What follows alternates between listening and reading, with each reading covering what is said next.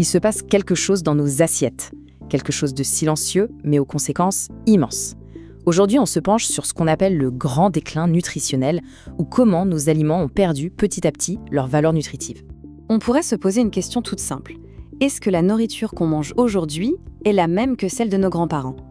La science, elle, a une réponse très claire. Et cette réponse est non, pas du tout. Allez, on plonge dans le vif du sujet. Parce qu'il ne s'agit pas juste d'une impression. Non. Les preuves scientifiques, elles, montrent un déclin bien réel. Et on va regarder les chiffres, ça va être très parlant. Pour bien comprendre, on va s'appuyer sur une étude de référence, une étude énorme menée par le ministère de l'Agriculture américain. Ils ont analysé 43 cultures différentes sur une période de presque 50 ans, entre 1950 et 1999, une vraie photo de famille de notre alimentation, avant et après. Et les résultats, ils sont assez frappants.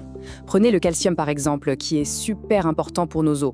Eh bien, sa teneur a chuté de 16%. C'est quand même une baisse énorme pour un minéral aussi essentiel. Et ce n'est pas un cas isolé. Pour le fer, c'est pareil, on observe une diminution de 15%.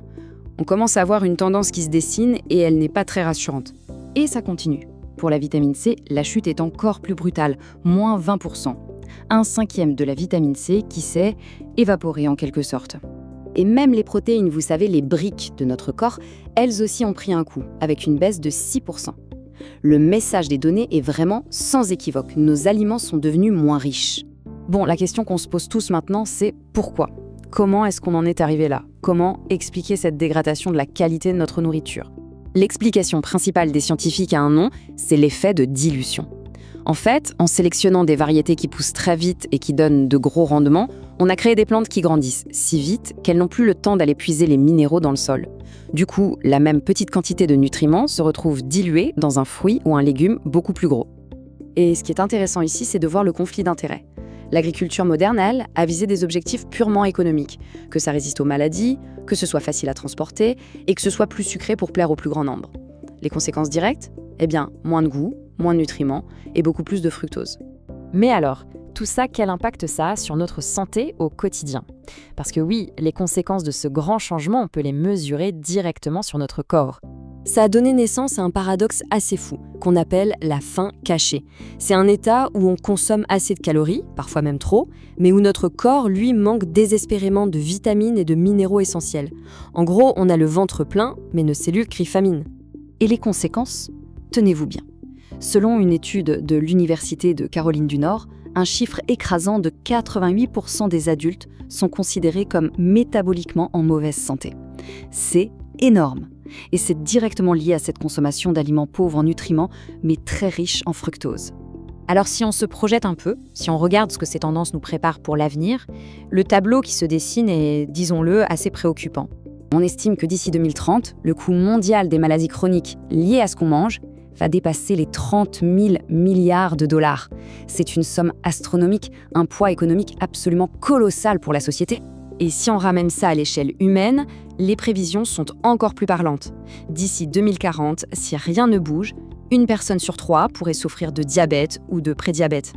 Là, d'un coup, la crise sanitaire devient beaucoup plus personnelle. Face à ça, on pourrait se dire que la solution est simple. Il suffit de manger sainement, non ? De choisir les bons aliments. Mais est-ce que cette approche est vraiment encore suffisante aujourd'hui ? Pour bien comprendre l'ampleur du problème, il y a une comparaison qui résume tout. Pour obtenir la même dose de vitamine A qu'une seule pomme en 1950, il faudrait en manger entre 5 et 10 aujourd'hui. Voilà, cette phrase à elle seule illustre tout le défi. Et comme si ça ne suffisait pas, d'autres défis de notre vie moderne viennent compliquer la situation.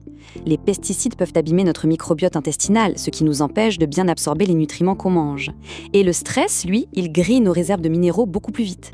Tout ça crée ce qu'on appelle un véritable fossé nutritionnel. Alors comment on avance à partir de là ? La conclusion de toute cette analyse nous pousse à regarder vers un tout nouveau modèle en matière de nutrition. La voie à suivre, en fait, c'est une évolution. Il faut passer de cette idée un peu vague de manger sainement à la précision de la nutrition personnalisée. L'objectif, c'est d'utiliser des systèmes et des compléments vraiment ciblés pour venir combler ce fameux fossé nutritionnel et soutenir le métabolisme qui est unique à chaque personne. Ce qui nous amène à une dernière question, une question de fond. Si l'approche traditionnelle de l'alimentation saine ne suffit plus à nous protéger, alors quelle est la prochaine étape pour préserver notre santé ?